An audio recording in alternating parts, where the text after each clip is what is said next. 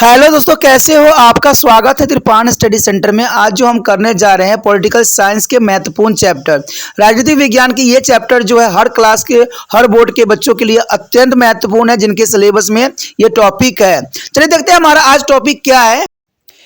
यहाँ पर जो हमारा अत्यंत महत्वपूर्ण चैप्टर आया है, जिसमें व्यास मताधिकार के ऊपर चर्चा की जा रही है। इसमें सबसे इंपॉर्टेंट तो यही पॉइंट आया कि व्यास मताधिकार का अर्थ एवं महत्व। देखिए, भारत जो है एक डेमोक्रेसी कंट्री कहलाती है, यानी जो है प्रजातंत्र कहलाता है। तो भारत में इस बात का जो है प्रावधान किया गया कि एक व्यास मताधिकार का होना अत्यंत महत्वपूर्ण है। और देखा जाए तो व्यास मताधिकार जो था 18 वर्ष आयु को लिया गया, जो कि काफ़ी महत्वपूर्ण था। सरकार ये सोचती थी कि जिस व्यक्तियों को जो 18 साल उम्र हो जाता है वो काफ़ी समझदार और अपना प्रतिनिधि चुनने के लिए सशक्त हो जाते हैं। तो इसीलिए इन्होंने व्यास मताधिकार का जो है एक प्रावधान किया। और इसके अंतर्गत सबसे पहला पॉइंट जो हमारा आया है, व्यास मताधिकार का अर्थ एवं महत्व। देखिए, सबसे पहले तो अब आपको ये जानना अत्यंत महत्वपूर्ण रहेगा कि व्यास मताधिकार का अर्थ क्या होता है। ठीक है, और ये हमारे जो है डेमोक्रेसी कंट्री में किस प्रकार महत्वपूर्ण अपना स्थान रखता है। तो चलिए इस बात को जाने कि जो है व्यास मताधिकार का अर्थ क्या होता है।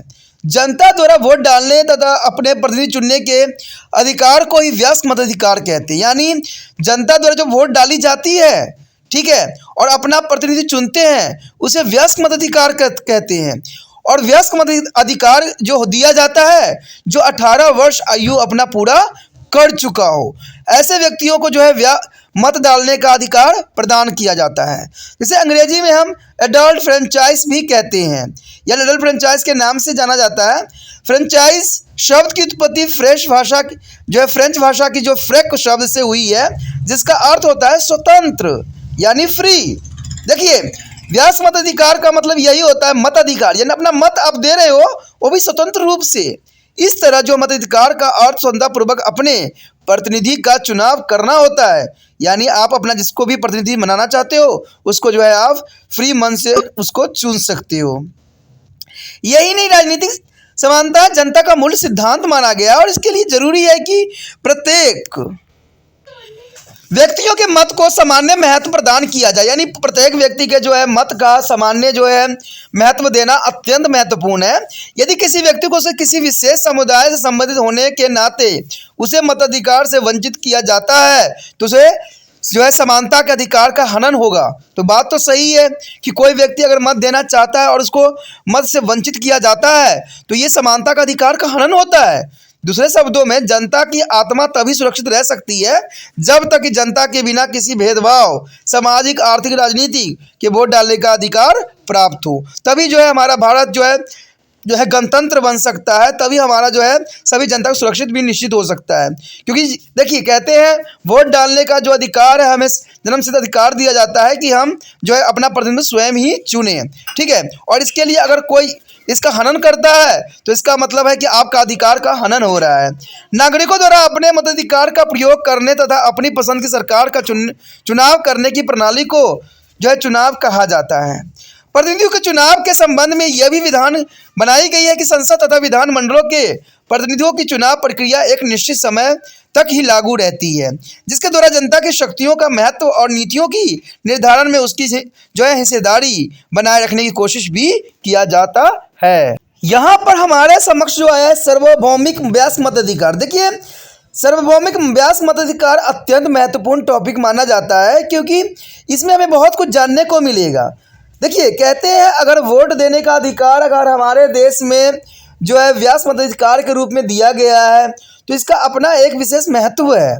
ठीक है, और इसमें जो है कुछ महिलाओं के प्रति जो डिस्क्रिमिनेशन की गई थी, भेदभाव की गई थी, उस पर जो है यहाँ पर करारा चोट भी किया गया है।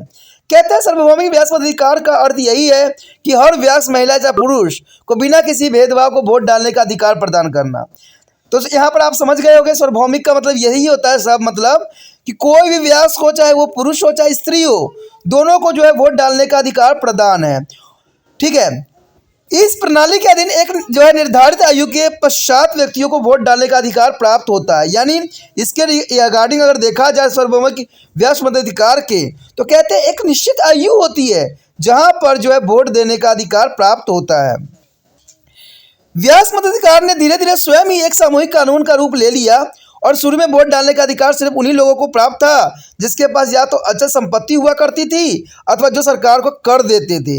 यानी पहले के समय ये प्रावधान की गई थी कि जिनके पास काफ़ी संपत्ति हुआ करता था और जो सरकार को कर देते थे वही व्यक्ति वोटिंग कर सकते थे। तो ये प्रावधान जो कहते हैं अमीर लोगों के लिए ही था और अमीर लोग ही सिलेक्ट होते थे। तो ये बात तो जनरल उस समय थी। कहते हैं अगर हम बात करें आगे तो ये काफ़ी एक अलग बात यहाँ पर सामने आई थी। कहते हैं कुछ देशों में तो सिर्फ पुरुषों को ही वोट डालने का अधिकार प्राप्त था, इसमें कोई दो राय नहीं है। कई देश में ये देखा गया कि पुरुषों को ही वोट डालने का अधिकार प्राप्त था और इसके विपरीत कहते हैं अब सभी वयस्क व्यक्तियों को संपत्ति अथवा शिक्षा के आधार पर किसी भेदभाव के बिना वोट डालने का अधिकार प्रदान किया गया, जिसे मानवीय अधिकार कहा गया। और काफ़ी समय तक यहाँ तक कि विकसित देशों ने भी महिलाओं को वोट डालने का अधिकार नहीं दिया था, यानी महिलाओं को नहीं दिया गया था। ये बहुत बड़ी सभी देशों के लिए विडंबना थी। 20वीं सदी के दूसरे दशक तक किसी भी देश में सार्वभौमिक वयस्क मताधिकार लागू नहीं किया गया। तो ये भी बहुत दुर्भाग्यपूर्ण बात थी जिसको ये लागू नहीं किया गया। और सबसे दुर्भाग्यपूर्ण बात ये थी कि स्त्रियों से भेदभाव किया जाता था, यानी उनको वोट देने का अधिकार छीन लिया गया था। लेकिन कहते हैं समय का पहिया हमेशा बदलता रहता है और चलता रहता है, फिर जाके बहुत कुछ बदलाव हुआ जिसके बारे में हम जानना चाहेंगे। कहते हैं सबसे पहले जर्मनी में 1919 में सार्वभौमिक वयस्क मताधिकार का सिद्धांत लागू किया गया था। कभी एग्जाम में भी आ जाता है या एमसीक्यू में भी आ जाता है या कोई भी एग्जाम आप जो अटैम्प्ट कर रहे हो उसमें आ जाता है कि सबसे पहले सार्वभौमिक वयस्क मताधिकार सिद्धांत कहाँ लागू किया गया था। तो आपको याद रखना चाहिए कि जर्मनी में 1919 में जो है लागू किया गया था और 1918 में ब्रिटेन में कुछ सीमित महिलाओं को मताधिकार प्रदान किया गया। देखिए इसको देख के जो है ब्रिटेन में भी कुछ महिलाओं को, जो चुनिंदा महिलाएं थे, उनको जो है वोट देने का अधिकार दिया गया। धीरे धीरे 21 वर्ष से ऊपर के पुरुषों तथा जो है 30 वर्ष से ऊपर की स्त्रियों को वोट डालने का अधिकार प्रदान किया गया। किंतु 1928 में इस भेदभाव को काफ़ी सुधारा भी गया।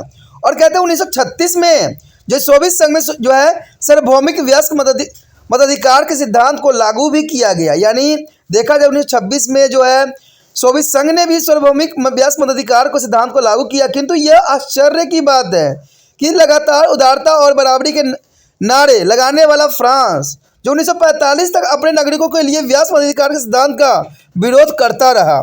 और इसे भी आश्चर्य की बात यह है कि स्विट्जरलैंड जैसे प्रत्यक्ष जनतंत्र वाले देश में भी महिलाओं को वोट देने का अधिकार के लेकर 1978 का जो है गतिरोध बना रहा। ये बहुत बड़ी विडंबना है कि कहते हैं जो देश विकसित थी उन्होंने भी महिलाओं को वोट डालने का अधिकार नहीं दी गई।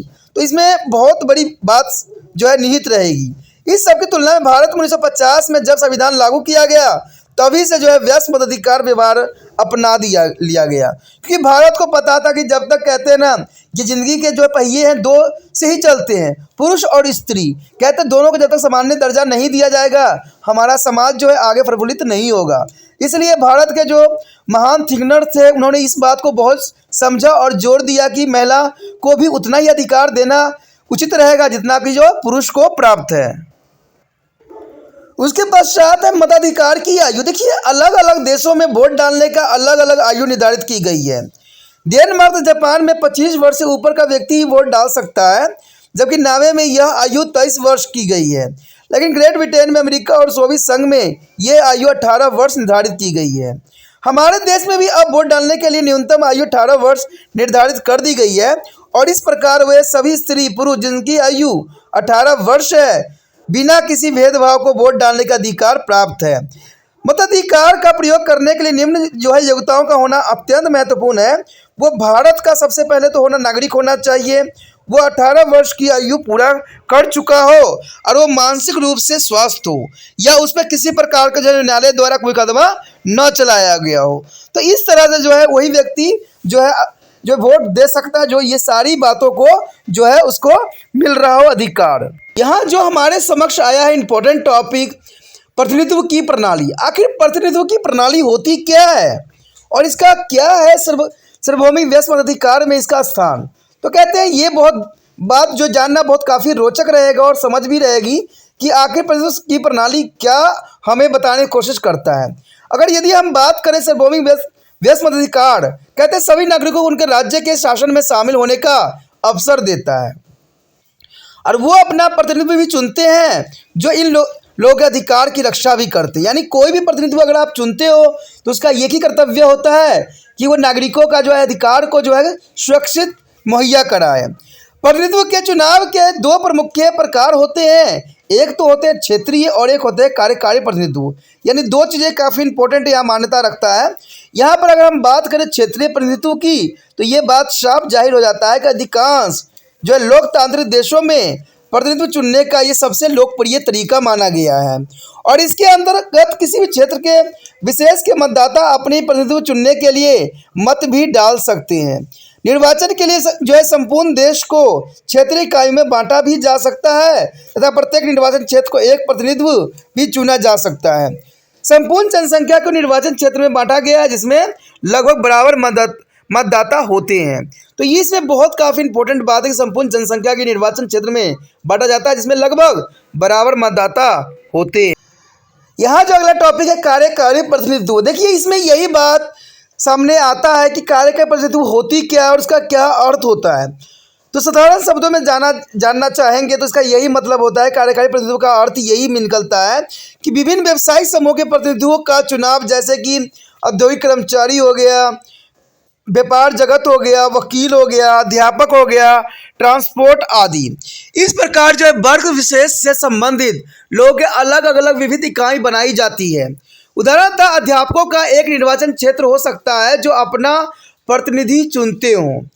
निर्वाचन क्षेत्र के जो है व्यवसाय और कार्य के आधार पर वर्गीकृत करके उनका जो है प्रतिनिधित्व चुनने को भी कहा जा सकता है। क्षेत्रीय प्रतिनिधित्व कई तरह निर्वाचन क्षेत्रीय आधार पर नहीं बल्कि उसके व्यवसाय पर निर्भर करता है और यह एक ऐसा तरीका माना जाता है जिसके द्वारा विभिन्न व्यवसायिक समूहों को प्रतिनिधित्व प्राप्त होती है। निर्वाचन क्षेत्र मतदाताओं का वो समूह है जो प्रतिनिधित्व के चुनता है और यह समूह किसी विशेष जो है भौगोलिक क्षेत्र से संबंधित भी हो सकता है। लोकसभा तथा राज्यसभा के चुनाव में उन्हीं क्षेत्रों को मतदाता शामिल होते हैं, परंतु राष्ट्रपति के चुनाव में संसदों और विधानसभाओं में सदस्यों के अलग अलग निर्वाचन क्षेत्र होते हैं और एक सदस्यीय या बहुसदस्यीय निर्वाचन क्षेत्र भी हो सकते हैं। तो सबसे पहले हमारे समक्ष यही आता है कि एक सदस्यीय निर्वाचन क्षेत्र। देखिए, जब किसी क्षेत्र से केवल एक सदस्य का चुनाव किया जाए तो उसे एक सदस्य कहते हैं।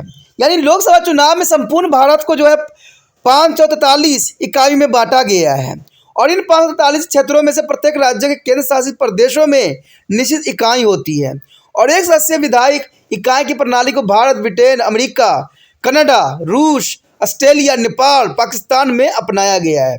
यानी देखा जाए तो एक सदस्य पर निर्वाचन प्रणाली जो है कई देशों में अपनाया गया है, इवन कि भारत में भी इसको अपनाया गया है। उसके पश्चात बहुदलीय निर्वाचन क्षेत्र। देखिए इसका क्या अर्थ हुआ। इस प्रणाली के सामान्य टिकट प्रणाली भी कहते हैं।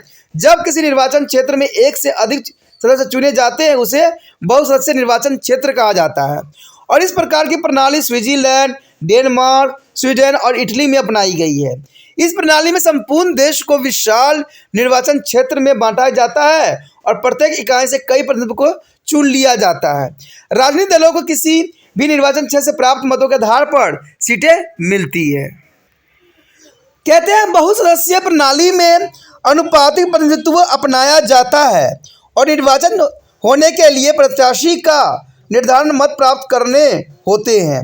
मतदाताओं को उनके क्षेत्र से चुने जाने वाले सभी प्रत्याशी के लिए मत देने होते हैं। प्रत्याशी के नाम के आगे वे अपना मत अंकित करते हैं और इस तरीकों का जो है व्यापक अध्ययन आप जो है अनुपातिक प्रतिनिधित्व वाले अध्ययन में करेंगे। इस प्रकार किसी देश में प्रचलित निर्वाचित प्रणाली के अनुसार लोग अपने मताधिकार का प्रयोग करते हैं। अब हम निर्वाचन संबंधी मुख्य प्रणालियों का यहाँ पर अध्ययन करने की कोशिश करें। यहाँ पर जो हमारे समक्ष आया है बहुत ही इंपॉर्टेंट पॉइंट, सामान्य बहुमत प्रणाली।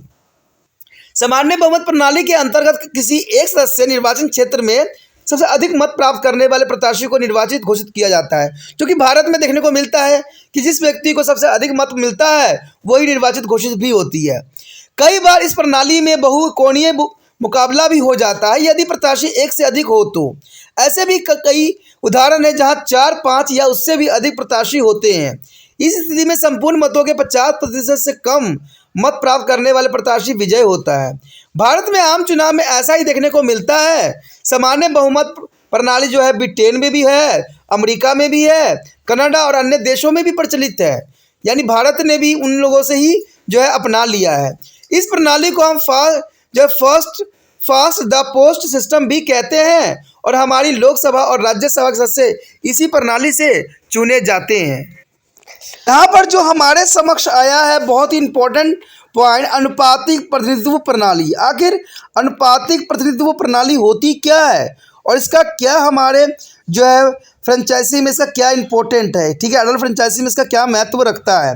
देखिए, अनुपातिक प्रतिनिधित्व चुनाव प्रणाली के तहत लगभग सभी वर्गों में प्रतिनिधियों के चुने जाने का प्रयास किया जाता है ताकि कम से कम हर वर्ग की समस्या की तरफ सरकार का ध्यान आकर्षित होता रहे, जो कि बहुत ज़रूरी भी है। देखिए, अगर हर क्षेत्र के व्यक्ति जो चुने नहीं जाएंगे तो उस क्षेत्र से जो है समस्याओं से सरकार अवगत नहीं हो पाएगी, क्योंकि कहते हैं जो भी कोई क्षेत्र के व्यक्ति चुने जाते हैं तो उस क्षेत्र के वो प्रतिनिधि होते हैं और उस क्षेत्र के जो समस्याओं से वो भली भांति उनको ज्ञान होता है। इसलिए हर क्षेत्र से चुना जाना अत्यंत महत्वपूर्ण माना जाता है और इस प्रणाली में कोई भी समूह, चाहे वो राजनीतिक दल के हो या फिर हित समूह, अपने मतदाताओं की संख्या के अनुपात में प्रतिनिधित्व निर्वाचित करवा सकता है। कहते हैं इसमें सबसे पहला विचार J.S. मिल्स ने साफ शब्दों में इस बात को प्रेजेंट करने की कोशिश भी किया था कि अनुपातिक प्रतिनिधित्व के एक महान समर्थक थे। उनको ये मानना था कि बहुत अच्छा है और उनके शब्दों में ये बात साफ कही गई थी कि किसी भी वास्तविक लोकतंत्र जिसमें समानता पर बल दिया जाता है, किसी भी अथवा प्रत्येक वर्ग को उनकी संख्या के अनुपात में प्रतिनिधित्व दिया जाता है। इस वर्ग के मतदाताओं का बहुमत प्राप्त होगा उसको बहुसंख्यक प्रतिनिधि चुने जाएंगे, लेकिन जहां अल्पसंख्यक वर्ग के मतदाताओं की संख्या कम होती है वहां उसके प्रतिनिधि भी बहुत ही कम ही होंगे। दूसरे शब्दों में इस निर्वाचन व्यवस्था में प्रत्येक राजनीतिक दलों को उतनी ही सीटें मिलती है जिस अनुपात में से मत प्राप्त होते हैं। उदाहरण के लिए सामान्य बहुमत व्यवस्था में यह कई बार देखा गया है कि एक दल को विधानमंडल में सीटों तो अधिक प्राप्त होती है लेकिन उसे प्राप्त मतों का जो है प्रतिशत कम मिलती है, क्योंकि वहाँ जो है 50% से कम वोट पाने वाली भी निर्वाचित घोषित कर दिए जाते हैं। कभी कभी सामान्य बहुमत प्रणाली में ऐसा भी देखने को मिला है कि एक विधानसभा क्षेत्र में किसी भी पार्टी को सीटों तो बहुत मिल जाती है किंतु उसके वोटों का जो प्रतिशत अपेक्षित बहुत कम होती है। यहाँ तक कि 50% भी कम प्राप्त मतों के बावजूद भी वो पार्टी सीट जीत लेती है। 1971 के लोकसभा चुनाव में कांग्रेस पार्टी को कुल 46% वोट मिले थे, जबकि उसे 522 में से सिर्फ 351 सीटें ही प्राप्त हुई थी और यह वोटों का प्रतिशत जो 50% कम था, जबकि सीटें 66% मिल गई थी। और इस कमी के अनुपातिक चुनाव प्रणाली द्वारा सुधारने का प्रयास भी किया जा सकता है। अनुपातिक प्रतिनिधित्व दो प्रकार के होते हैं। पहला तो होती है एकल संक्रमण मत प्रणाली, कहते हैं इसे हायर सिस्टम अथवा आंध्र योजना के नाम से भी जाना जाता है और इस प्रणाली के अंतर्गत एक मतदाता केवल एक ही मत देने का अधिकार होता है, यानी एक मतदाता सिर्फ एक ही वोट देने का अधिकारी होता है, किंतु यदि वो चाहे तो अपने इस वोट को किसी दूसरे प्रत्याशी को भी बदल कर दे सकता है। इसके लिए उसे मतपत्र पर अपनी जो है वैधता दर्ज करनी पड़ती है और यह प्रणाली निम्न विधि द्वारा प्राप्त किया जा सकता है। इस प्रणाली में 3 अथवा उससे अधिक प्रत्याशी का होना आवश्यक होता है। दूसरा होगा ये कि एक मतदाता जो है वैधता क्रम में एक ही वोट को कई प्रत्याशी को भी दे सकता है, किंतु उसके लिए उसे मतपत्र में 1, 2, 3 अथवा इससे आगे तक अपनी इच्छा अनुसार वैधता जो निर्धारित करनी होती है।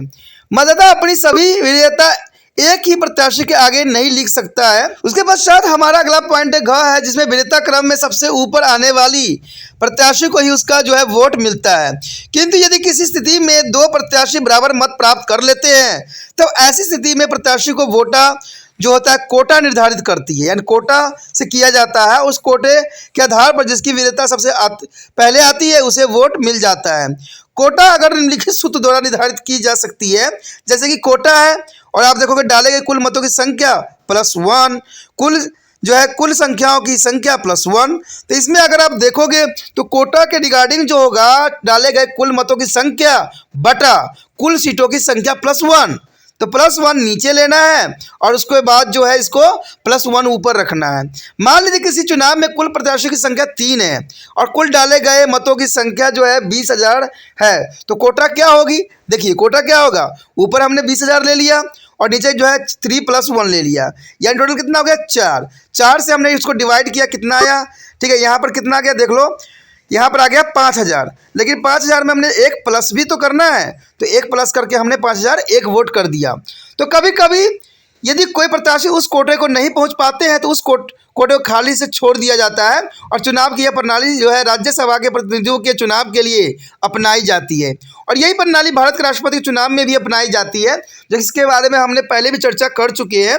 ये जो कोटा का जो सोल्यूशन है वो इंग्लिश में नहीं था, तो जो है इंग्लिश वाले बच्चे भी इसको हिंदी से नोट कर सकते हैं कि इस तरह से जो है हम इसको कैलकुलेशन करते हैं।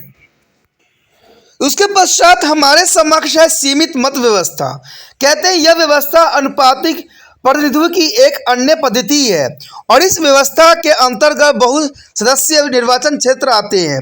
इसमें कम से कम 3 प्रत्याशी होते हैं तथा एक मतदाता एक प्रत्याशी को एक वोट दे सकता है। इसके बाद हर मतदाताओं को जो है सीटों के जो है अनुसार वोट घटते जाते हैं। उदाहरण के लिए किसी निर्वाचन क्षेत्र में 4 सदस्यों को चुना जाना है, तो ऐसे मतदाता चाहे तो 2 या 3 प्रत्याशियों को अपना जो है वोट डाल सकता है, किंतु वह अपने 5 वोट सिर्फ एक ही प्रत्याशी को नहीं दे सकता। ऐसा इसलिए भी किया जाता है कि अल्पसंख्यक वर्ग से कम एक प्रत्याशी का स्थान सुरक्षित बनाया जा सके और इस तरह उन 5 में से कम एक सीट के जो है अल्पसंख्यक वर्ग को प्रतिनिधित्व के लिए सुरक्षित हो जाती है। और इस प्रणाली के अधीन यदि एक सीट के लिए 2 सदस्य चुनाव लड़ रहे हों तो उसमें सबसे अधिक मत प्राप्त होंगे उसे विजय घोषित कर दिया जाएगा। किंतु यदि 2 या 2 से अधिक प्रत्याशी चुनाव मैदान में हैं और उनमें किसी भी बहुमत प्राप्त नहीं किया है तो इस चुनाव को पुण्य कराया भी जाता है। जो द्वितीय मत प्रणाली के द्वारा कराया जाता है, इसका अर्थ यह हुआ कि चुनाव के कुछ ही दिनों बाद मतदाताओं को पुण्य वोट डालना पड़ता है। हमारा जो अगला टॉपिक आया है अन्य अल्पसंख्यक प्रतिनिधित्व प्रणाली। देखिए ये काफ़ी महत्वपूर्ण रहेगा कि अन्य अल्पसंख्यक प्रतिनिधित्व प्रणाली क्या होती है। कहते हैं अनुपातिक प्रतिनिधित्व के अतिरिक्त विधानमंडलों के अल्पसंख्यकों के समूचे प्रतिनिधित्व प्रदान करने के लिए कुछ अन्य तरीके भी निकाले हैं। अल्पसंख्यकों के प्रतिनिधित्व की यह प्रणाली कुछ इस प्रकार दर्शाई जाती है। पहला तो यही दर्शाती है कि बहुसंख्यक मत प्रणाली। इस प्रणाली में मतदाता जो है उतने ही मत देने का अधिकार रखता है जितनी निर्वाचन क्षेत्र में सीटें निर्धारित होती है। इस प्रणाली में मतदाताओं के पास विकल्प होते हैं। कोई भी महिला अथवा पुरुष मतदाता अपने सभी मत प्रत्याशियों में बांट सकता है या फिर सारे के सारे मत एक ही प्रत्याशी को भी दे सकता है। उदाहरण के लिए यदि एक निर्वाचन क्षेत्र में 5 सदस्य चुने जाते हैं तो मतदाता अपने 5 मत 5 प्रत्याशियों में बांट सकता है या फिर 5 मत एक प्रत्याशी को दे सकता है। इस प्रकार इस प्रणाली में एक सुसंगठित अल्पसंख्यक समूह अपने मतदाताओं में जो है ग्राम सहमति बनाकर अपने प्रत्याशी के पक्ष में सारे मत जो है दिलवा कर उसे जितवा भी सकता है। तो ये बहुत साधारण मेथड है जिसमें कोई भी प्रत्याशी आसानी से जीत सकता है। उसके पश्चात सीमित मत प्रणाली। कहते हैं यह प्रणाली उन निर्वाचन क्षेत्र में अपनाई जाती है जहाँ 3 या 3 से अधिक सदस्य का चुनाव होना होता है। इसमें एक मतदाता एक से अधिक प्रत्याशी को मत दे सकता है परंतु सभी प्रत्याशियों को नहीं, इसलिए इसे सीमित मत प्रणाली भी कहा जाता है। उदाहरण के लिए यदि किसी निर्वाचन क्षेत्र में 6 सीटें हैं तो प्रत्येक मतदाता 4 प्रत्याशी को मत दे सकता है, ना कि किसी एक प्रत्याशी के सारे मत। उसके पश्चात हमारे समक्ष पुण्य मतदान प्रणाली। देखिए पुण्य मतदान प्रणाली होती क्या है। कहते चुनाव में यदि किसी सीट के लिए 2 प्रत्याशी चुनाव लड़ रहे हों तो जो है सपोज बहुमत 50% +1 प्राप्त करने वाले प्रत्याशी विजय होता है। ठीक है, परंतु 2 या 2 से अधिक प्रत्याशी होने पर ऐसा भी हो सकता है कि किसी भी प्रत्याशी को सपोज बहुमत न मिला हो और इस स्थिति में पुण्य मतदान कराया जाता है। इस पुण्य मतदान में अधिकतम जो है मत प्राप्त करने वाले 2 प्रत्याशी के लिए मतदान किया जाता है। मतदान के बाद 50% से अधिक मत प्राप्त करने वाला प्रत्याशी विजय होता है।